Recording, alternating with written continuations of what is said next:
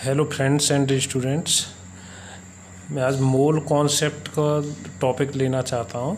Mole concept का जो topic है इससे रिलेटेड क्वेश्चन हमारे JEE वाले और नीट से संबंधित जैसे महत्वपूर्ण एग्ज़ाम में ज़रूर आते रहते हैं।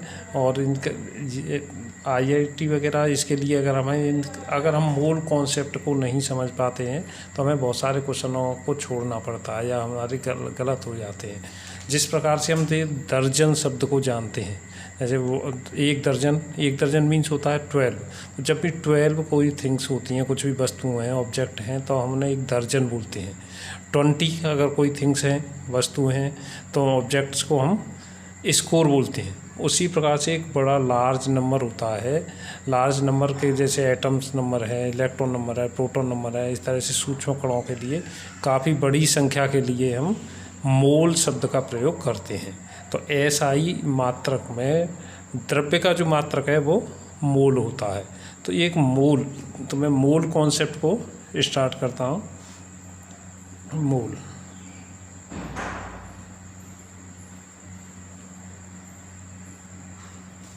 मोल कॉन्सेप्ट, मोल संकल्पना।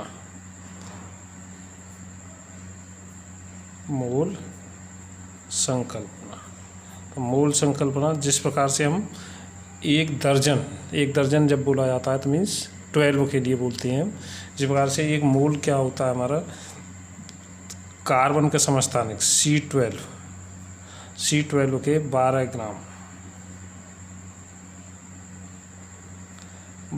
ग्राम में उपस्थित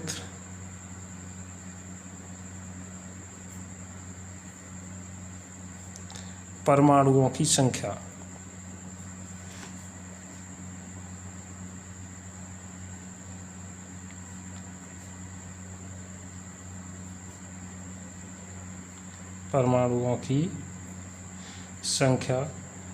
के बराबर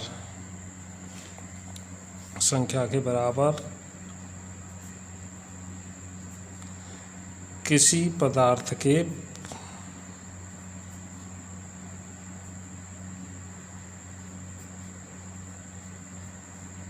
परमाणुओं या कणों की मात्रा को मोल कहते हैं।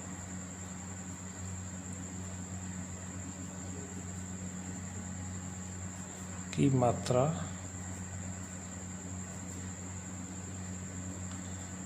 को मोल कहते हैं।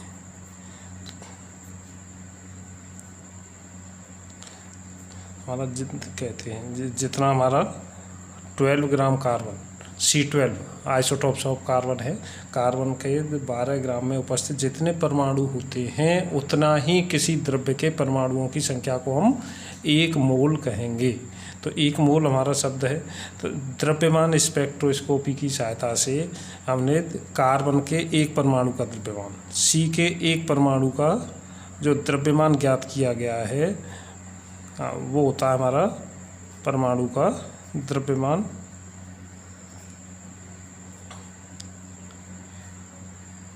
(1.992648 into 10⁻⁻23 ग्राम C के एक परमाणु का द्रव्यमान। तो 12 ग्राम कार्बन, 12 ग्राम C12 में परमाणुओं की संख्या क्या होगी?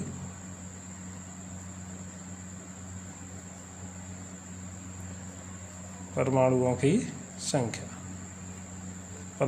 संख्या 12/1.992648 into 10⁻⁻23 ग्राम पर मोल। ये ग्राम पर परमाणु के लिए होता है। तो इक्वल टू ये जो नंबर आता है, ये नंबर आता है हमारा 6.021367 into 10⁻23।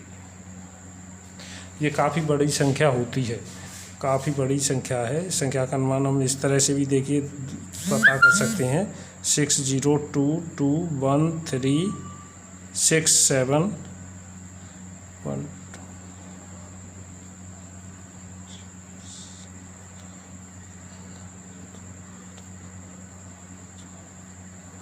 ये काफ़ी बड़ी संख्या होती है। इसे हम संक्षिप्त में जब लिखेंगे शॉर्ट में, तो हम संक्षिप्त में इसे लिख लेते हैं अपने लिए। संक्षिप्त में 6.022 इंटू 10⁻23। तो कितनी यूनिटों की संख्या को ही, इस संख्या को ही हम आवोगाद्रो संख्या बोलते हैं। आवोगाद्रो संख्या।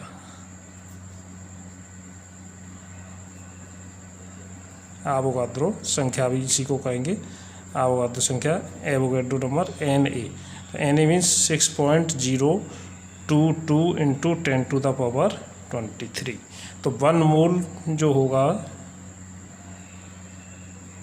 1 mole is equal to 6.022 into 10⁻23 units को बोलेंगे। इतने यूनिट होंगी तब हम इन्हें 1 मोल बोल सकते हैं। तो मोल के लिए 6.022 इंटू 10⁻23 यूनिट्स को ही 1 मोल कहेंगे। जैसे 12 यूनिट को 1 दर्जन बोलते हैं, हम 1 डजन बोलते हैं, ऐसे ही 6.022 इंटू 10⁻23 ही 1 मोल होगा। मोल को अगर हम ग्राम में, किसी पदार्थ के मोल को, अगर द्रव्यमान को 1 मोल के ग्राम में व्यक्त करते हैं तो उसे हम मोलर द्रव्यमान कहते हैं। तो मोल, अगर हमें किसी पदार्थ का द्रव्यमान ग्राम में दिया हुआ है तो उसे मोल में कैसे व्यक्त करते हैं? तो 1 मोल बराबर होता है पदार्थ का ग्राम में द्रव्यमान।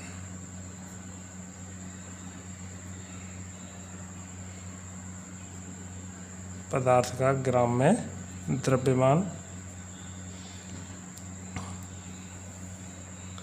बटे, अब पदार्थ अगर यौगिक है तो उसका अणुभार हो सकता है, और अगर ये तत्व होता है तो उसका परमाणु भार हो सकता है। परमाणु भार होगा, तब उसे पदार्थ का ग्राम में द्रव्यमान बटे पदार्थ का अणुभार या परमाणु भार ले सकते हैं। अगर हमें किसी पदार्थ का आयतन दिया है तो NTP, एक जो मोल है किसी भी पदार्थ है, ग्राम अणुभार, ग्राम, हाँ, तो किसी गैस का NTP पर 22.4 लीटर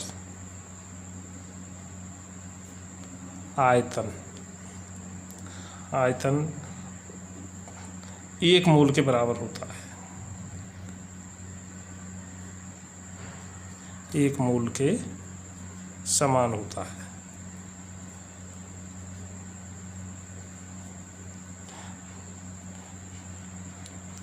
तो एक, अगर किसी गैस के लिए अगर हमें आयतन निकालना है, मोल पता लगाना है, तो किसी गैस के मोलों की संख्या निकालते हैं। तो गैस का मोल बराबर रहता है गैस के मोल, गैस का NTP पर आयतन, गैस का NTP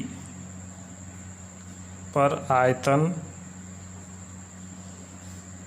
अपॉन 22.4, क्योंकि NTP पर आयतन 22.4 लीटर होता है, इससे हम निकाल सकते हैं। और तो किसी भी गैस का, अगर मान लीजिए किसी 1 मोल कितना होगा, यदि किसी पदार्थ का जो द्रव्यमान है उसके अणुभार के बराबर हो जाएगा तो उस पदार्थ के मोलों की संख्या 1 होगी।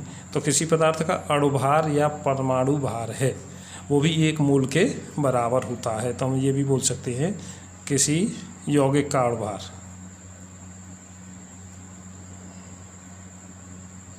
किसी यौगिक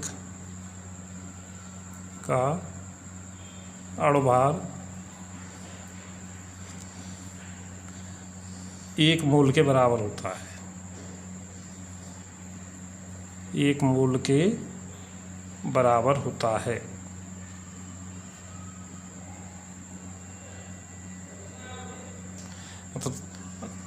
तो मोल बराबर अणुभार रहेगा किसी भी यौगिक के लिए, 1 मोल बराबर अणुभार होगा।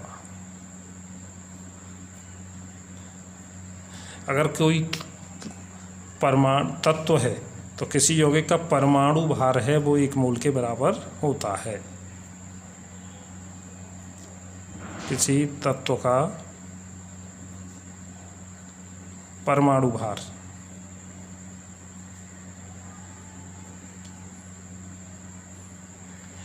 1 मोल के बराबर होता है।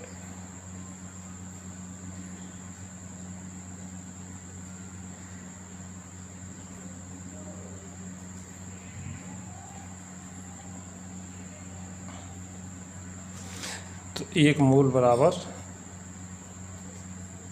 परमाणु भार हो सकता है।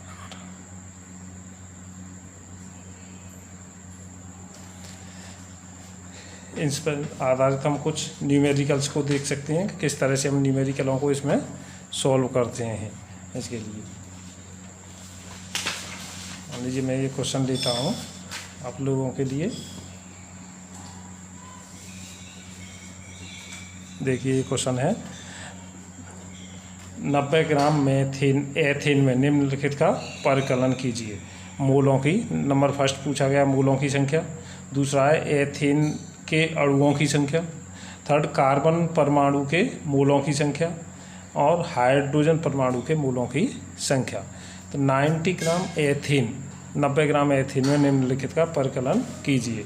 तो 90 ग्राम एथेन 90 ग्राम एथेन, तो एथेन का सूत्र होता है हमारा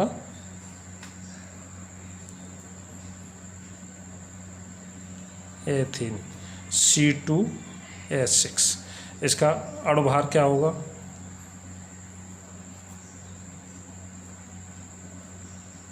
2C + 6H 2 × 12 + 6 × 1 implies to 30। इसका अणुभार 30U। लेकिन इसमें 90 ग्राम एथेन में परिकलन करना है हमें मोलों की संख्या। तो मोल बराबर क्या अभी सूत्र बताया था, पर किसी पदार्थ का ग्राम में भार, ग्राम में द्रव्यमान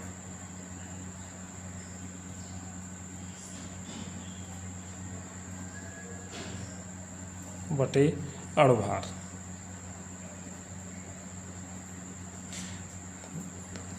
ग्राम कितने ग्राम है हमारे पास? 90 ग्राम। तो 90 अपॉन इसका अणुभार होता है 30। तो इसका answer is equal to 3 mole. Number first. Number second, ethane में अणुओं की संख्या। एथेन के अणुओं की संख्या निकालनी है। तो 90 ग्राम एथेन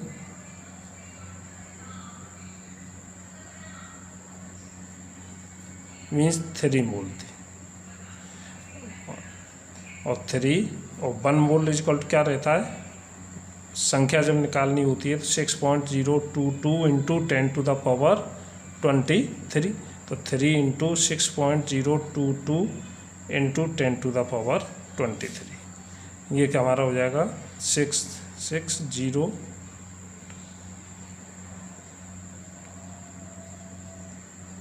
तो 1.8066 × 10⁻24 इस तरह से रहेगा। थर्ड C, कार्बन परमाणु के मोलों की संख्या। तो 1 मोल एथेन, 1 मोल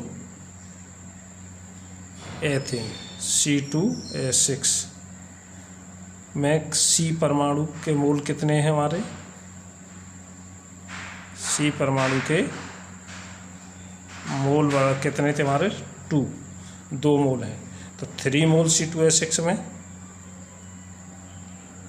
C2H6 में C परमाणु की मोल बराबर 2 × 3 इम्प्लाइज टू 6 मोल, मोलों की संख्या की। फोर्थ हमारा हाइड्रोजन परमाणु के मोलों की संख्या। तो 1 मोल C2H6 में H परमाणु की संख्या बराबर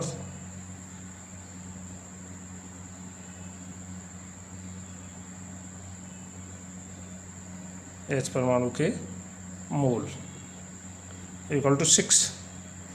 3 मोल में कितना होगा, 3 मोल C2H6 में H परमाणु के मोलों की संख्या बराबर 6 × 3 इक्वल टू 18 मोल। इस तरह से हमारा कैलकुलेट कर सकते हैं हम। नेक्स्ट क्वेश्चन है हमारा, निम्नलिखित में से किसमें परमाणुओं की संख्या सर्वाधिक है। निम्नलिखित में से परमाणुओं की संख्या सर्वाधिक है, किसमें परमाणुओं की संख्या सर्वाधिक होगी। देखिए इसके लिए पहला हम लेते हैं, फर्स्ट हमें दिया हुआ है 1 ग्राम AU सॉलिड। 1 ग्राम AU मीन्स मोलों की संख्या निकालनी है, तो 1/197 इसका एटॉमिक मास होता है AU का, इसलिए 1/197 मोल। मोल 1 मोल इक्वल टू क्या अभी बताया था, 1 मोल क्या रहता है हमारा 1/197, और 1 मोल इक्वल टू होता है 6.022 × 10⁻23। अगर हम इसे कैलकुलेट कर लेते हैं तो इससे हमारा वैल्यू आती है 3.06 × 10⁻21 एटम। सेकंड 1 ग्राम Na, सिमिलर ऐसे ही करना होगा, 1 ग्राम Na solid, Na atomic mass होता है इसका 23, तो 1/23 मोल, 1/23 मोल इक्वल टू रहेगा 1/23 × 6.022 × 10⁻23। इसे अगर हम कैलकुलेट करते हैं तो हमारी वैल्यू 2.62 × 10⁻22। बी था। सी 1 ग्राम Li, 1 ग्राम Li सॉलिड, तो 1/Li का 6.9 होता है, 7 भी ले सकते हैं हम इक्वलेंट मोल, इक्वल टू होगा 1/6.9 × 1 मोल इक्वल टू रहता है 6.022 × 10⁻23 एटम्स। इसकी वैल्यू अगर हम कैलकुलेट करते हैं तो 8.73 × 10⁻20, 8.73 × 10⁻22। फोर्थ था हमारा 1 ग्राम Cl2, 1 ग्राम Cl2, तो इसमें एटॉमिक नंबर 2 × 1 अपॉन Cl के लिए Cl का होता है 7, Cl इक्वल टू रहता है 35.5 atomic mass, average atomic mass, तो 35.5 × 2 तो 71 होगा, तो अपॉन 72 मोल इम्प्लाइज टू 2/71 × 6.022 10⁻23। इसकी वैल्यू हमारी होती है 1.7। तो इस प्रकार से हम देखते हैं कि पहले वाले में मोलों की संख्या तो सबसे ये था, सेकंड ये था, थर्ड ये था, तो सबसे अधिक परमाणुओं की संख्या किसमें होगी, सबसे अधिक परमाणु C मीन्स 1 ग्राम Li में उपस्थित है।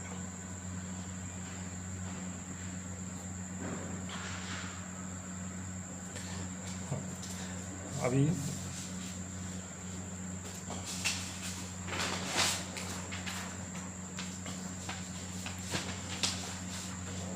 देखिए नेक्स्ट हमारा क्वेश्चन है 11 ग्राम कार्बन डाइऑक्साइड का NTP normal temperature and pressure पर आयतन क्या होगा।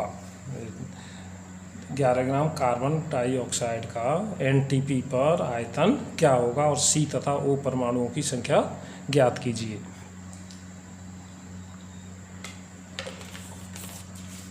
देखिए ये गैस 11 ग्राम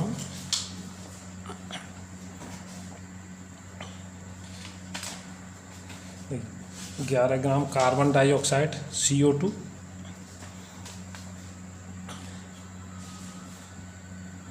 11 gram CO2।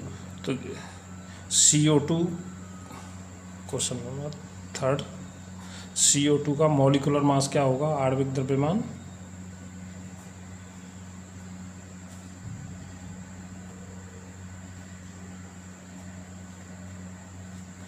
C plus O2 का 12 plus 16 into 2 44 gram. 44 gram CO2 equal to 1 mole.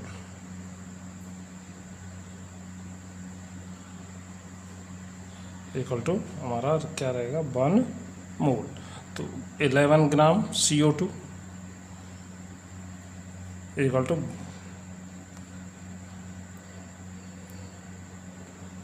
1/44 into 11 mole implies to 1/4 mole. 1/4 mole. 1 mole का NTP पर आयतन कितना होता है? 1 मोल किसी भी गैस का 1 मोल गैस का NTP पर आयतन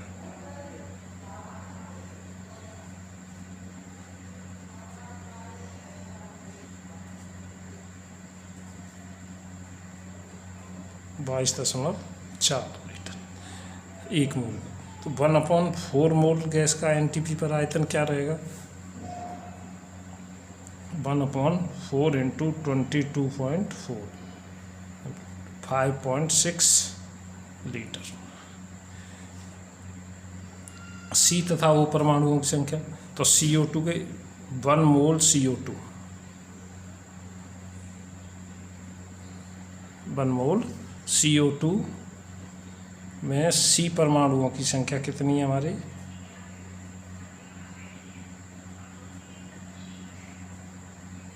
C परमाणुओं की संख्या परमाणु की संख्या कितनी है? 1 मोल।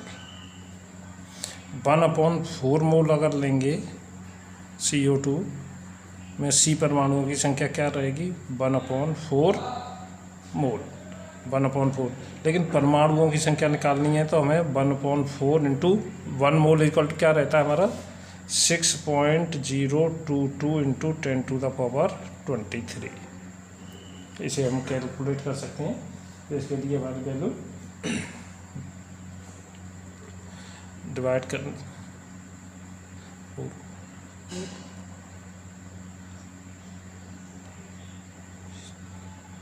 1.5 इंटू 10⁻23 एटम्स। O परमाणु को 1 मोल CO2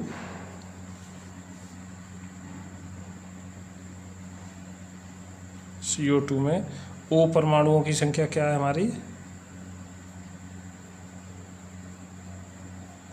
O परमाणुओं की संख्या बराबर 2 मोल। 1/4 मोल में कितना होगा? 1/4 into 2 mole implies to 1/2 mole equal to रहेगा 1/2 इंटू 6.022 इंटू 10⁻23 3.011 इंटू 10⁻23 एटम्स। इस तरह से हम सारी प्रॉब्लम्स को, मोल कॉन्सेप्ट की प्रॉब्लम्स हैं, सभी को सॉल्व कर सकते हैं। फिर भी अगर किसी को कोई प्रॉब्लम है तो आप इसके लिए कमेंट बॉक्स में जाकर कमेंट कर सकते हो। Okay, thank you.